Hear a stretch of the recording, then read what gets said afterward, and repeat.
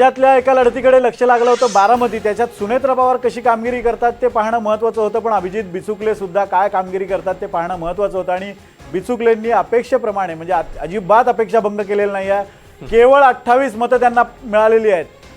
म्हणजे बिचुकलेंना नोटापेक्षा कमी मतं मिळालेली आहेत। करुणा मुंडे आणि बिचुकले खरं तर करुणा मुंडे या 85 मतं त्यांना मिळालीत आणि बिचुकलेंना 28 मतं पडलेली आहेत। नोटाला किती मतं पडलीत ते पाहावं लागेल, पण बिचुकले ज्यांनी स्वतः एक मोठं नेतृत्व राष्ट्रपती पदापर्यंत झेप मारण्याची त्यांची मनीषा आहे, पण ज्या पद्धतीनं त्याला जनतेची साथ मिळत नाही आहे, खरं तर बिचुकलेंना यातनं काहीतरी धडा घेण्याची गरज आहे। पण धडा घेतील ते बिचुकले कसले?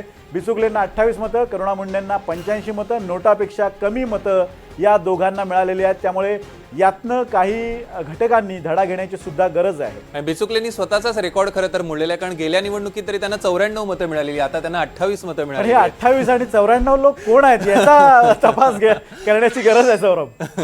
नक्कीच। आणि आपण बघतोय नोटापेक्षा सुद्धा कमी मतं करुणा मुंडेंना 85 मतं मिळालेली आहेत। त्यामुळे बिचुकले आणि मुंडेंपेक्षा नोटाला अधिक पसंती दिलेली आहे तिथल्या लोकांनी। म्हणजे ही 28 मतं अशी आहेत की जे पराकोटीचे आशावादी लोक असावेत, कारण आशावाद म्हणजे काय त्याचं एक सीमा मर्यादा याचं हे उदाहरण म्हणावं लागेल। आता हे जल्लोष सुरू